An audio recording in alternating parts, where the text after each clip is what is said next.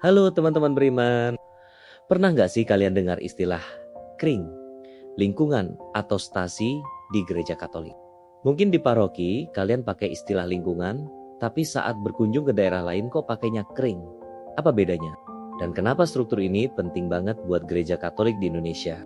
Nah, di video kali ini kita akan bedah tuntas semuanya. Dari sejarahnya yang unik sampai perbedaannya di kota dan di desa. Siap yuk, kita mulai. Oke, pertama kita lihat gambaran besarnya dulu.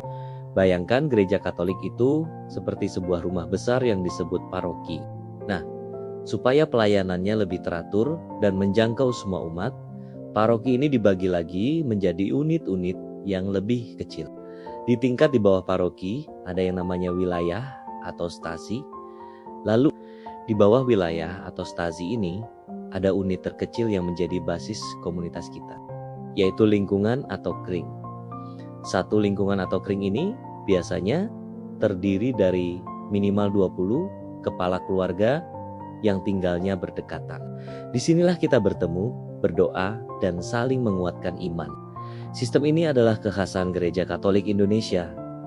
Tujuannya mulia, agar semakin banyak umat awam seperti kita bisa terlibat aktif dalam kehidupan menggereja. Jadi, pelayanan pastoral gak cuma jadi tugas Romo di paroki, tapi jadi tanggung jawab kita bersama. Keren kan? Sekarang, mari kita mundur ke masa lalu. Dari mana sih istilah kring ini datang?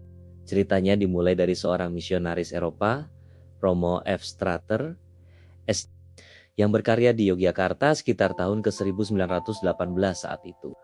Umat Katolik di daerah Dusun Dukuh berkembang sangat pesat. Bahkan setelah Indonesia merdeka, banyak sekali orang, baik perorangan maupun satu keluarga utuh, yang ingin dibaptis menjadi Katolik. Karena jumlah calon baptis ini membludak dan tersebar di banyak dusun, Romo Strater butuh cara untuk mengorganisir mereka. Beliau membagi wilayah pelayanannya berdasarkan nama pedukuhan atau dusun. Muncullah istilah kring dukuh, kring temon, kring krendon, dan seterusnya. Kata kring ini dipakai untuk memudahkan pembinaan iman yang disebut ulangan, yang dipersiapkan untuk baptisan dewasa. Sampai sekarang, istilah kring ini masih sangat melekat, terutama di daerah pedesaan. Nah, ini pertanyaan yang paling sering muncul. Jadi, apa bedanya kring dengan lingkungan? Secara tugas dan struktur organisasi, sebetulnya sama. Keduanya punya ketua, sekretaris, bendahara, dan seksi-seksi pelayanan lainnya. Perbedaan utamanya terletak pada lokasi dan batas wilayah. Kring itu identik dengan komunitas di desa.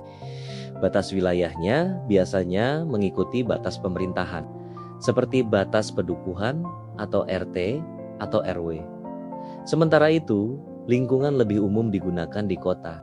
Batasnya lebih fleksibel, tidak terikat oleh batas kelurahan atau kecamatan, tapi berdasarkan kedekatan tempat tinggal agar umat lebih mudah berkumpul. Jadi, intinya cuma beda penyebutan berdasarkan konteks geografisnya saja. Oke, kring dan lingkungan sudah jelas. Sekarang, kita naik satu tingkat ke stasi dan wilayah. Stasi adalah pusat kegiatan umat yang lokasinya jauh dari gereja paroki, biasanya di desa-desa atau pelosok.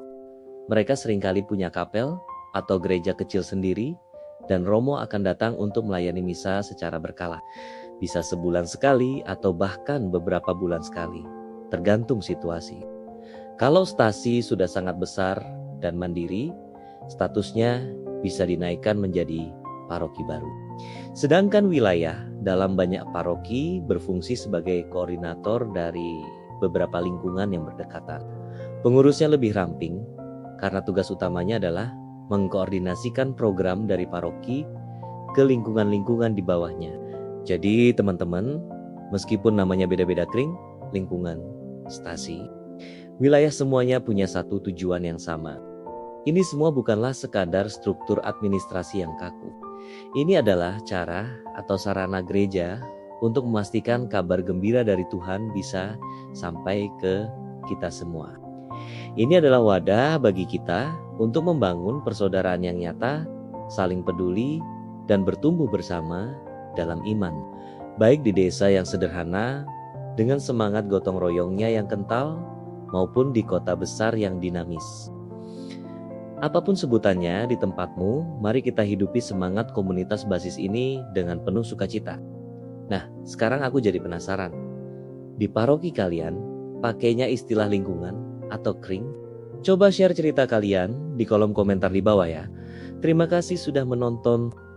Jangan lupa like, subscribe, dan bagikan video ini agar semakin banyak yang paham tentang kekayaan komunitas kita. Sampai jumpa di video berikutnya. Tuhan memberkati. Sumber informasi diambil dari website Iman Katolik.